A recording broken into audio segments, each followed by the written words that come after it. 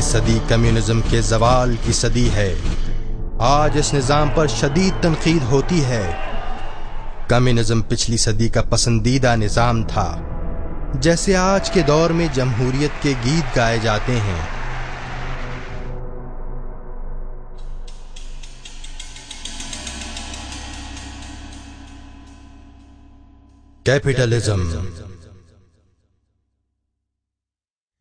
Capitalism یعنی سرمایہ داری نظام آپ کو مکمل تصور ملکیت یعنی ایبسولوٹ اونرشپ دیتا ہے۔ کیپٹلزم کا مکمل ملکیت کا تصور سطحی طور پر تو بڑا خوشنما لگتا ہے، مگر اس میں ایک بہت بڑی قباحت ہے۔ جب کوئی یہ دعویٰ کرتا ہے کہ میں مالک ہوں، میرا مال ہے، میں نے کمایا ہے، محنت کی ہے، راتوں کو جاگا ہوں، میرا رزق ہے، قابلیت و صلاحیت میری ہے، جو چاہوں کروں، 10 گھر رکھوں یا 10 گاڑیاں خریدوں، تو اس تصور ملکیت سے اسراف وجود میں آتا ہے، اور پھر یہ فضول خرچی سٹیٹس سمبل بن جاتی ہے۔ بڑے گھر، بڑی گاڑیاں، چند لوگوں کا کھانا، ہزاروں روپے کے بل، شادی بیاہ میں کروڑوں روپے کا اسراف اور بیجا دکھاوا ہوتا ہے۔ طرح طرح کی آسائشیں و لوازمات مہیا ہوتے ہیں۔ غریب حسرت بھری نظروں سے اس تفریق کو دیکھتے ہیں اور ان کے دلوں میں نفرت پیدا ہوتی ہے، کیونکہ ان بھوکے اور بے حال لوگوں کی زندگی چند ہزاروں میں چل رہی ہوتی ہے۔ غریب رشتہ دار اور ملازمین جن کے پاس کھانے اور دوا کے پیسے نہ ہوں، وہ یہ دیکھ کر حسرت اور غصے کی تصویر بن جاتے ہیں۔ معاشرے میں محرومیاں بڑھنے لگتی ہیں، غریب غریب تر ہو جاتا ہے اور امیر امیر تر۔ اس طرح طبقاتی جنگ چھڑ جاتی ہے۔ دولت حاصل کرنے کے لیے ہر جائز و ناجائز طریقہ استعمال کیا جاتا ہے، اور معاشرہ انتقامی رویوں پر زندگی گزارنے پر مجبور ہو جاتا ہے۔ معاشی اعتبار سے طبقے وجود میں آ جاتے ہیں۔ ہر طبقے کی پہچان صرف ہیو اور ہیو ناٹ کے ترازو میں تولی جاتی ہے۔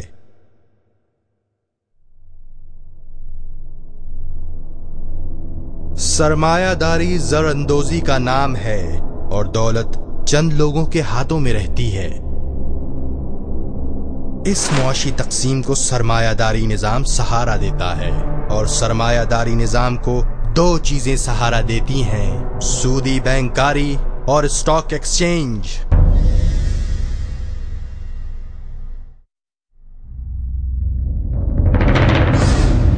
سودی بینکاری، ہم اپنا پیسہ بینک میں رکھتے ہیں۔ اگر بینک سے ہم کو قرض چاہیے تو بینک ہم کو کتنا لون دے گا؟ 1 سے 5 لاکھ بس؟ اور کروڑوں روپے کا لون کس کو دیا جائے گا؟ بڑے سرمایہ دار کو، بڑے آدمی کو۔ ان کو جو پیسہ دیا جا رہا ہے وہ تمام عوام کا پیسہ ہے۔ پیسہ عوام کا، فائدہ ایک انسان کا، یعنی زر اندوزی۔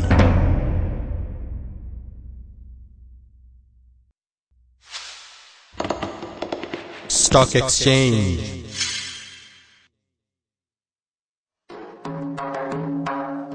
جوئے کی بنیاد پر اسٹاک ایکسچینج بھی سرمایہ داری نظام کو سہارا دیتا ہے۔ جوئے کا فلسفہ ہے سب کا نقصان، ایک کا فائدہ، یعنی کنسنٹریشن آف ویلتھ۔ سرمایہ داری نظام ان 2 ٹانگوں پر کھڑا ہے، اور تمام انسانیت اس کے پیروں تلے جمع ہے۔ یہ صرف تیسری دنیا یعنی 3rd ورلڈ کا مسئلہ نہیں ہے۔ جب IMF یا ورلڈ بینک کی میٹنگ ہوتی ہے تو پروٹیسٹ کون کرتا ہے؟ وہاں کے مقامی لوگ احتجاج کرتے ہیں۔ کرفیو کہاں لگا تھا؟ ڈیٹرائٹ میں۔ اٹلی میں پولیس کی فائرنگ سے ایک آدمی کو مار دیا جاتا ہے۔ سرمایہ دارانہ نظام تمام انسانیت کا مشترکہ مسئلہ ہے۔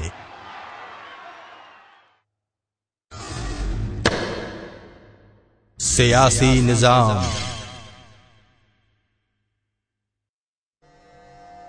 امریکہ کے 16ویں صدر ابراہم لنکن کا بڑا معروف جملہ ہے، of the people, for the people, by the people.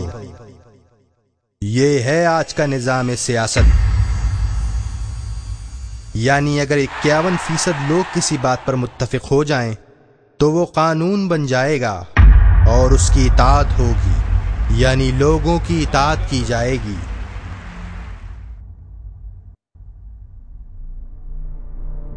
1935 اور 36 کے عرصے میں شراب امریکہ کے پورے معاشرے کی رگوں میں سرائیت کر گئی تھی۔ جب شراب نوشی سے جرائم بڑھ گئے تو لوگوں نے شراب کے نقصانات سے بچنے کے لیے اس پر پابندی لگا دی اور شراب کو حرام قرار دے دیا گیا۔ جب شراب پر پابندی لگی تو امریکہ میں زیر زمین مافیا وجود میں آ گئی۔ شراب اور دیگر منشیات کا غیر قانونی کاروبار عروج پر پہنچ گیا۔ شراب کی ایک بیماری کو روکنے کی پاداش میں سینکڑوں بیماریوں نے معاشرے کو جکڑ لیا۔ جب صورتحال امریکی عوام کے سامنے آئی تو 8 سال کے بعد حکومت نے ووٹ دے کر دوبارہ شراب کو حلال قرار دے دیا،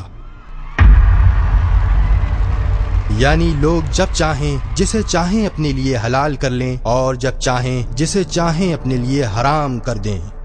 بقول اقبال، ہم نے خود شاہی کو پہنایا ہے جمہوری لباس، جب ہوا آدم ذرا خود شناس و خود نگر۔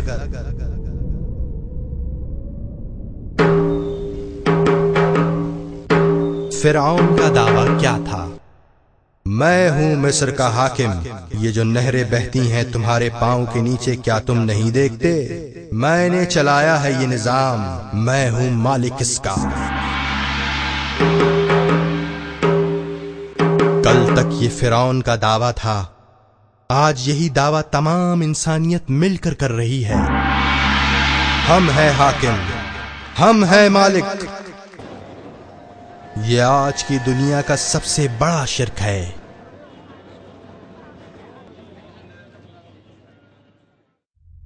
آج کی دنیا کا سیاسی نظام کیا ہے؟ جمہوریت۔ آج کی دنیا کا اقتصادی نظام کیا ہے؟ سرمایہ داری۔ ہم معاشرتی زندگی میں کس طرف کوشاں ہیں؟ آزادی یعنی فریڈم کی طرف۔ یہ وہ نظام ہے، وہ دین ہے، وہ سسٹم ہے جس کو ہم چاہتے ہیں، مانتے ہیں اور اس پر عمل کر رہے ہیں۔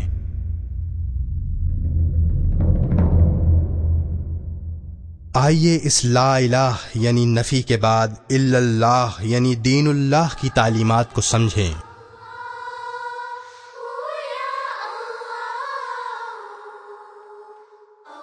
عقیدہ۔ اسلام عقیدے کی سطح پر کامل رہنمائی دیتا ہے، یعنی اللہ پر ایمان، ملائکہ، رسالت اور کتب پر ایمان۔ عبادات۔ اسی طرح عبادات کی سطح پر بھی مکمل رہنمائی دیتا ہے، یعنی نماز، روزہ، حج اور زکوٰۃ۔ رسومات۔ معاشرتی سطح پر زندگی کے ہر موڑ پر اسلام انسان کو رہنمائی دیتا ہے۔ بچے کی پیدائش سے لے کر وفات تک ہر مقام پر اسلام کے پاس ہدایات و تعلیمات موجود ہیں، جبکہ سیکولرزم کے پاس زندگی گزارنے کے لیے کوئی انفرادی تعلیمات نہیں ہے۔ بس ثابت ہوتا ہے کہ سیکولرزم ایک نامکمل سسٹم ہے۔ معاشرتی نظام۔ معاشرتی سطح پر سیکولرزم کا اصول ہے مکمل آزادی، لیکن اسلام معاشرتی سطح پر مکمل آزادی کی جگہ مکمل مساوات پر یقین رکھتا ہے۔ اللہ تعالیٰ الحجرات کی آیت نمبر 13 میں فرماتا ہے، یا ایھا الناس انا خلقناکم من ذکر وانثی۔ لوگوں ہم نے تم کو ایک مرد اور ایک عورت سے پیدا کیا ہے۔ اسلام کہتا ہے کہ پوری انسانیت ایک ماں باپ کی اولاد ہے۔ اسلام بھائی چارے کی مثالی فضا ساری دنیا میں قائم کرنا چاہتا ہے۔ اسلام نے اونچ نیچ کے تصور کو سختی سے پاش کیا ہے۔ کالے اور گورے کا فرق، شودر اور برہمن کا فرق، عرب اور عجم کا فرق، مزدور اور سیٹ کا فرق، اس سے ساری معاشرتی برائیاں جنم لیتی ہیں، اور اسلام ان برائیوں کو جڑ پکڑنے سے روکتا ہے۔